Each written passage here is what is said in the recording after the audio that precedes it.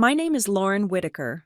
I'm 38 years old, and until recently, I was the chief systems engineer at Argonne Nexus, responsible for the national authentication framework that powers what you might know as the Liberty Shield project. That's the $3.4 billion biometric security system currently used by multiple federal agencies across the United States, or at least, it was working until they decided to fire me.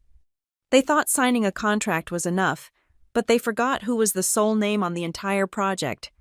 I didn't need to destroy the company. They did that themselves when they removed the only person with legal authorization to the system. One line of code, one mistake, and $3.4 billion vanished into thin air just because they forgot to consult me. This is how it happened. I still remember the day I joined Argonne Nexus. It was a small tech startup then. Barely 30 employees crammed into a renovated warehouse in downtown Denver. The exposed brick walls and repurposed industrial furniture were standard issue for tech companies trying to look both innovative and established. I had just finished my PhD in computer science with a focus on secure systems architecture at MIT. My dissertation on distributed authentication frameworks for multi-agency operations had caught the attention of several government contractors, but Argonne offered something the others didn't: the chance to build something from scratch. "We don't want you to improve existing systems," James Morton, the founder, told me during my interview. "We want you to reimagine how secure identification works at a federal level."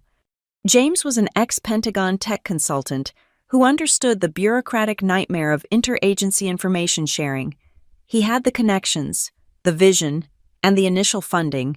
What he needed was someone who could translate that vision into a functional system that even the most technologically conservative government agencies would adopt. That someone was me.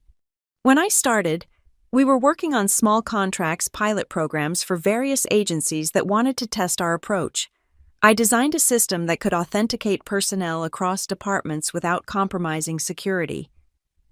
The core innovation was what I called the Integrity Protocol, a dual authentication requirement that needed verification from both a government representative and the core architecture designer to implement any fundamental changes. In those early days, I worked 18-hour days, sleeping on a cot in the server room more often than in my own bed. I named the early modules after my favorite science fiction authors: the Asimov authentication layer, the Butler encryption protocol, the Gibson firewall, little touches that made the system feel like mine, because in many ways, it was. 3 years in, we landed our first major contract, a $120 million deal with Homeland Security, to implement our authentication framework for border security operations. I was there when James signed the contract, both of us giddy with a mixture of accomplishment and terror at the scope of what we'd promised to deliver. "Lauren," he said afterward, champagne glass in hand at the small celebration in our now slightly larger office. "This is just the beginning. If we nail this, we're looking at government-wide implementation." He was right. We did nail it. The system performed beyond expectations, and word spread through federal circles. By year 5, my team had grown to 23 engineers, and we were fielding calls from agencies I hadn't even known existed. Then came Liberty Shield. The federal government wanted a unified biometric authentication system that could be used across all agencies dealing with national security. The contract was worth $3.4 billion over 8 years, with renewal options that could extend it to 15. It would be the backbone of federal personnel authentication for a generation. During the bidding process, something unusual happened. The government representative specifically requested that I be named as the primary architect on the contract, not Argonne Nexus as a company, but me, Lauren Whitaker, as an individual. It was unprecedented, but it made a certain kind of sense. I had designed every aspect of the system. I held 17 patents related to the technology. I was the only person who fully understood how all the components worked together. James agreed immediately. "Whatever gets us the contract," he said with a laugh. Neither of us thought much about the implications at the time.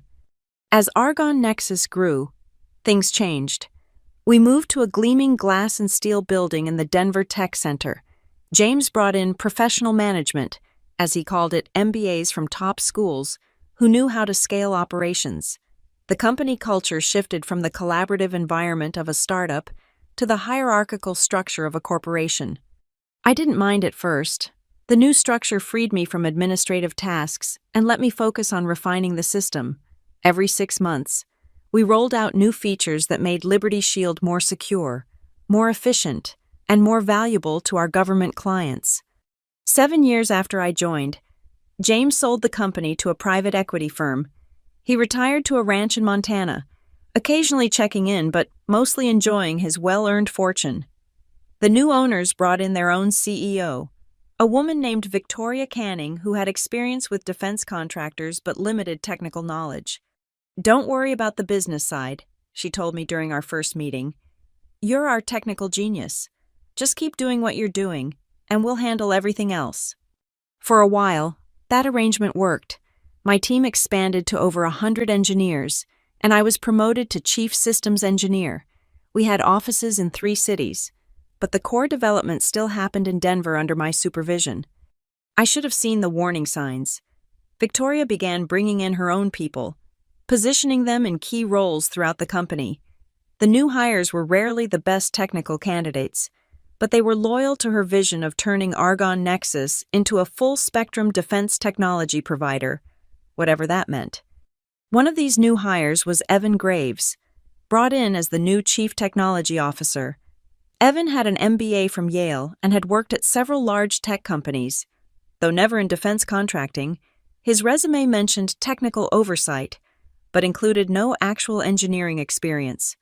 In our first meeting, he asked questions that revealed his fundamental misunderstanding of our core technology.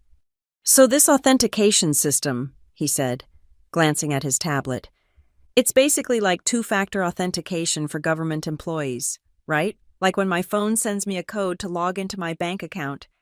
I spent 2 hours explaining that no.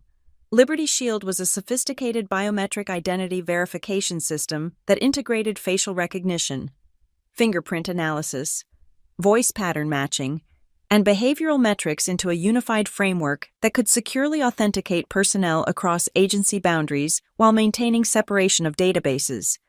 He nodded, smiled, and then asked, "But we could add some AI to make it better. Right? AI is the future." I should have walked out right then.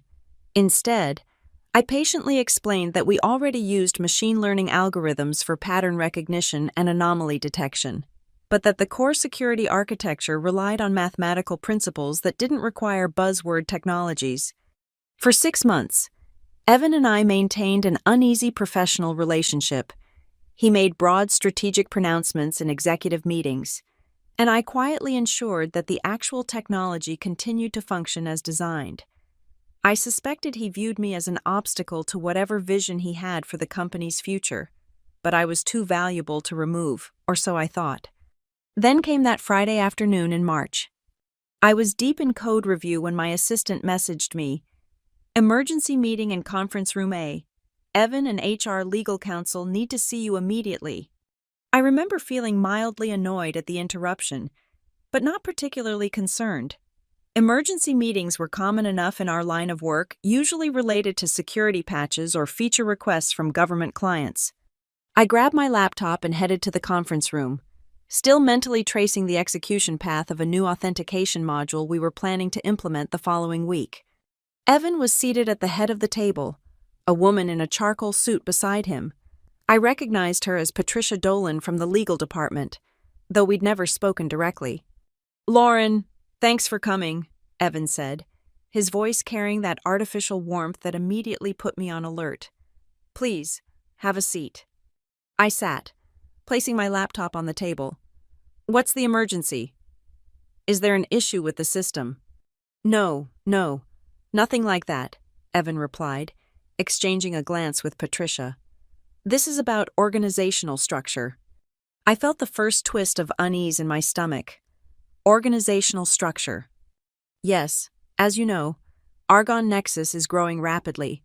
We're expanding into new markets, taking on additional government contracts beyond Liberty Shield. The board has approved a restructuring plan to better position us for this growth. Patricia slid a folder across the table toward me. "These are the details of your separation package. The words took a moment to register. Separation package. Are you firing me? Evan winced slightly. We prefer role realignment. Your position as Chief Systems Engineer is being eliminated as part of a broader restructuring of the technical division. We're moving to a more distributed leadership model with specialized teams reporting directly to the CTO office. I stared at him, momentarily speechless. 7 years of building this company, creating its flagship product, securing its largest contract, and they were realigning me out of a job. This is ridiculous, I finally said. I designed Liberty Shield. I'm the only one who fully understands how all the components integrate. We appreciate your contributions, Patricia interjected smoothly, which is why we're offering a generous separation package, 9 months' salary, extended benefits, and accelerated vesting of your remaining stock options. I laughed, a short, sharp sound devoid of humor. Do you realize that my name is on the Liberty Shield contract, not the company's name, my name? I'm the designated system architect. Evan shrugged, seemingly unconcerned. That's a technicality. The contract is with Argonne Nexus. Your work belongs to the company. You might want to check the contract language more carefully, I replied, a cold clarity settling over me. We've reviewed everything with our legal team, Patricia said. All intellectual property developed during your employment belongs to Argonne Nexus, as specified in your employment agreement. She was right about that much. The patents, the code, the documentation all technically belonged to the company, but what they hadn't grasped was the unique structure of the Liberty Shield contract itself. And who will maintain the integrity protocol? I asked. Evan frowned. The what? The dual authentication requirement for system-level changes, the one that requires verification from both a government representative and the core architecture designer that would be me to implement any fundamental changes. Oh, that? Evan waved dismissively. We've already updated the authentication policies. The system now recognizes the CTO office as the authorized technical authority. All proper protocols were followed. And there it was, the fatal mistake. 3 months earlier, Evan had pushed for streamlining our internal authentication processes. I had appeared to agree, implementing the changes he requested for our corporate systems. But I had quietly maintained the original dual authentication requirement for the government systems, adding a clause that any attempt to remove the requirement would trigger a system-wide security alert to all connected agencies. They thought they had removed me from the system. They were wrong. I see, I said calmly. And when does this role realignment take effect? Immediately, Patricia replied. Your access credentials will be deactivated at the end of this meeting. You'll be escorted to collect your personal belongings, and then security will see you out of the building. I nodded, closing the folder without looking at its contents. I understand. We'd appreciate your discretion in this matter, Evan added. The official announcement will describe your departure as a personal decision to pursue other opportunities. Of course, I replied. Discretion is important in our line of work. Security was waiting outside the conference room, 2 men in dark suits, who maintained polite but firm positions on either side of me as I collected my things. My access badge was deactivated before my eyes, the small LED changing from green to red as the guard held it against the reader. I was numb as I walked to my car. The cardboard box containing 7 years of personal items, feeling surprisingly light in my arms. It wasn't until I was sitting behind the wheel that the full reality hit me. They had just fired the one person who held the keys to their $3.4 billion contract, and they had no idea what they'd done. I didn't go straight home. Instead, I drove to a small coffee shop near Washington Park, where I often went to think through complex problems. I ordered a cappuccino and found a quiet corner table. What they didn't know, what no one at Argonne Nexus knew except me, was that I maintained a personal backup server in a private cloud instance. Every week, the entire Liberty Shield system architecture was synchronized to this server, a precaution I had implemented after a catastrophic data loss in the early days of development. This wasn't corporate espionage. The backup didn't contain any actual government data, just the system architecture, authentication frameworks, An operational code. It was my insurance policy against technical disaster, a way to recover quickly if anything ever went catastrophically wrong with the main system. Now it would serve a different purpose. I opened my laptop and connected to the coffee shop's Wi-Fi through a secure VPN. Then I accessed my private server and began reviewing the system architecture. I wasn't planning anything malicious. I'm an engineer, not a saboteur, but I needed to understand exactly what would happen when the system realized I was gone. The integrity protocol was designed with multiple layers of security. At its core was a simple principle: the system required dual authentication for any fundamental changes. This wasn't just a technical safeguard. It was explicitly written into the contract with the federal government. My name, Lauren Whitaker, was specified as the authorized system architect, whose approval was required alongside a government representative's for any major modifications. Evan had indeed updated the authentication policies for Argonne Nexus's internal systems, replacing my authorization with that of the CTO office. But what he didn't understand was that the government-facing components of Liberty Shield operated under a separate authorization framework, one that still required my personal authentication for any system-level changes. As I sat there, sipping my cappuccino and reviewing code, I made a decision. I wasn't going to sabotage the system. I wasn't going to leak confidential information or hold the company hostage. I was simply going to let events unfold naturally. That night, I added a small piece of code to my backup server. It was simple if my authentication credentials were removed from the Active Directory without following the proper integrity protocol procedures. The system would gradually begin to reject new biometric registrations and updates. It wouldn't affect existing authentications. No one would suddenly lose access, but the system would stop accepting new data, like a living organism rejecting a transplant. Liberty Shield would slowly cease to incorporate new information. The effects wouldn't be immediate. It would take days, perhaps a week, before anyone noticed something was wrong. By then, the issue would be deeply embedded in the system's operational logic. I went home, slept soundly for the first time in months, and waited. 3 days later, it began. A colleague from my engineering team, Alex Chen, who had worked with me for 5 years, texted me privately. Something weird happening with Liberty Shield. New biometric registrations failing authentication handshake. Evan's freaking out. Miss you around here. I didn't respond. There was nothing to say. 5 days after my dismissal, the first official communication came from Argonne Nexus, an email from Patricia Dolan. Ms. Whitaker, we are experiencing some technical issues with the Liberty Shield system that may require your expertise. Would you be available for a consultation? Argonne Nexus would compensate you at a rate of $500 per hour for your assistance. Please respond at your earliest convenience. $500 an hour. A week ago, they couldn't get rid of me fast enough. Now they were willing to pay me consultant rates to fix their problem. I didn't respond to this either. The next day, the rate increased to $1,000 per hour. The day after that, $2,500. By the end of the week, as reports began circulating that multiple federal agencies were experiencing authentication failures, the offer reached $10,000 per hour. Meanwhile, I wasn't sitting idle. I had registered a new company, Whitaker Integrity Systems. I leased a small office space in downtown Denver, created a minimalist website, and began reaching out to contacts I had made during my years working with government agencies. My pitch was simple. Security systems built on transparency, distributed responsibility, and ethical design principles. I didn't mention Argonne Nexus or Liberty Shield. I didn't have to. People in the government contracting world knew who I was and what I had built. 10 days after my dismissal, the first news stories appeared. Nothing specific about Liberty Shield.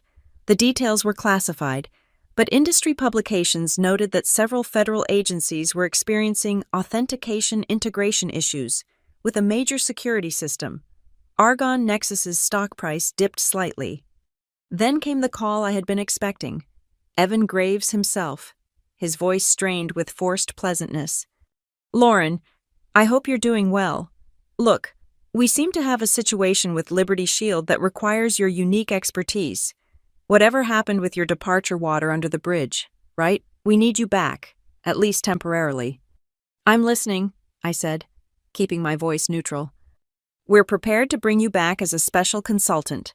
Full access, $10,000 per day, however long it takes to resolve the current issues. And what are the current issues exactly? He hesitated. Some kind of authentication cascade failure. New biometric registrations aren't being processed, and existing ones are starting to degrade.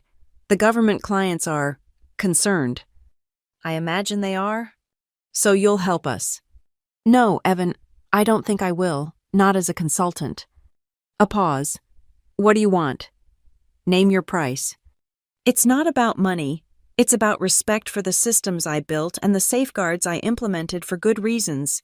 Safeguards you dismissed as unnecessary. Lauren, please, we're talking about national security systems. Yes, we are. Systems designed with specific integrity protocols that you chose to override. Tell me, did you actually read the Liberty Shield contract before you decided to fire the person named in it? Silence on the line. Then, what exactly are you saying? I'm saying that the Liberty Shield contract specifically names Lauren Whitaker as the system architect whose authentication is required for all major system modifications, not Argonne Nexus's CTO or a designated company representative, me specifically. Another long pause. We can fix that with a contract amendment. You can try, but you'll need the government to agree, and right now, I'm guessing they're not too happy with Argonne Nexus. 2 days later, Victoria Canning called, the CEO herself, offering not just a consulting role, but my old job back with a promotion to Chief Technology Officer, replacing Evan, who had been placed on administrative leave pending review. We made a terrible mistake, she said, her voice carrying none of the corporate bravado I remembered. We didn't understand the technical implications of the integrity protocol. It wasn't just technical, I replied. It was contractual. My name is on that contract for a reason. Yes, we understand that now. Please, Lauren, the entire Liberty Shield system is degrading. Homeland Security is threatening to invoke the emergency breach clauses. We could lose everything. I'm sorry to hear that, I said, and I genuinely was. Many good people worked at Argonne Nexus, people who had nothing to do with the decision to fire me. But I've started my own company now. I'm pursuing a different vision for security systems. We'll match whatever you're planning, double it, triple it, name your terms.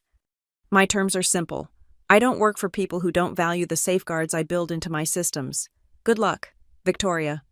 17 days after my dismissal, the Department of Defense issued a formal notice of contract review for the Liberty Shield program. Argonne Nexus's stock dropped 18% in a single day. Industry analysts began questioning whether the company could survive the loss of its flagship contract. 21 days after my dismissal, I received my first government contract inquiry. It was small, just $4.2 million for a secure authentication system for a research division of DARPA. But it was a start.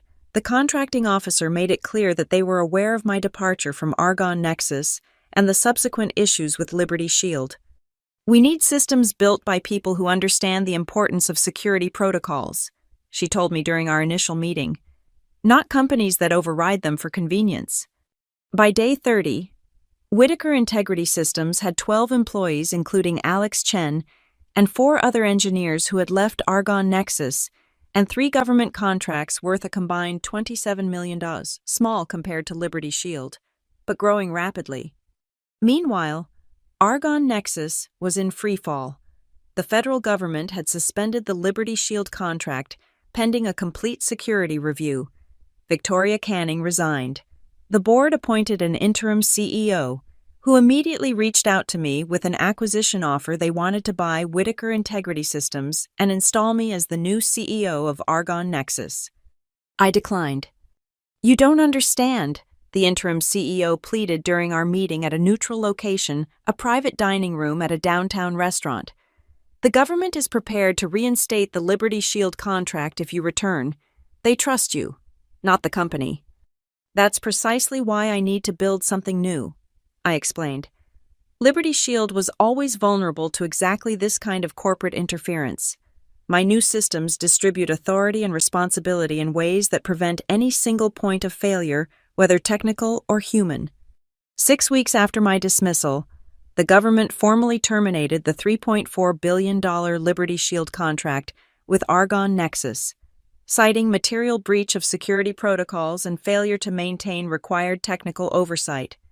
2 days later, Whitaker Integrity Systems received a request for proposal for a next-generation authentication framework with an estimated contract value of $2.8 billion over 6 years.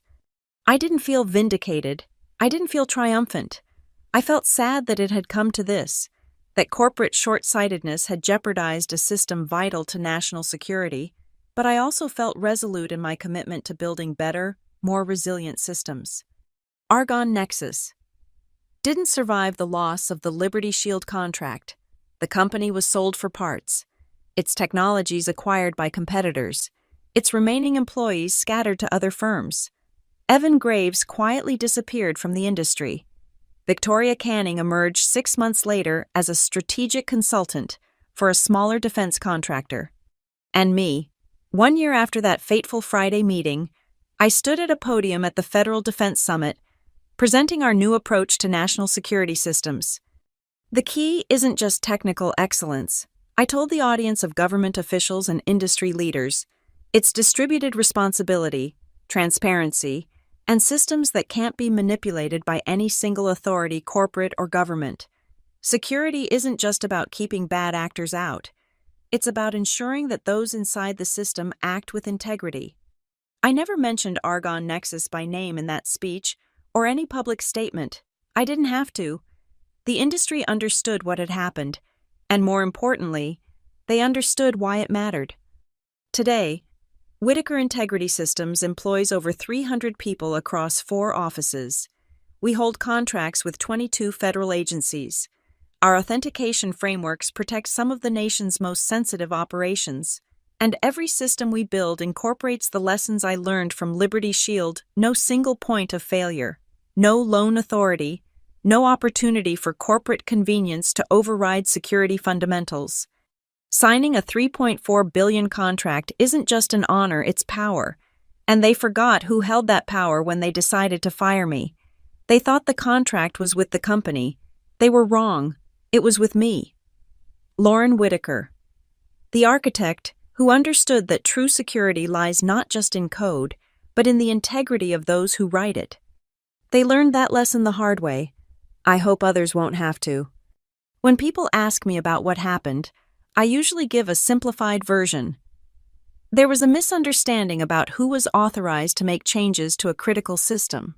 That's technically true, though it hardly captures the full story.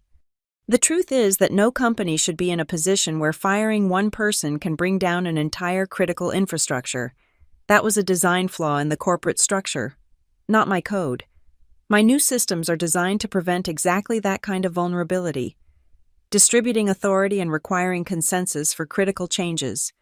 If there's a lesson in all of this, it's that security isn't just about encryption algorithms and authentication protocols. It's about people, institutions, and the safeguards we build to ensure that power isn't concentrated in ways that make systems vulnerable. They forgot who I was when they fired me. They won't make that mistake again, and neither will anyone else in this industry. My name is Lauren Whitaker, and I build systems with integrity in every sense of the word.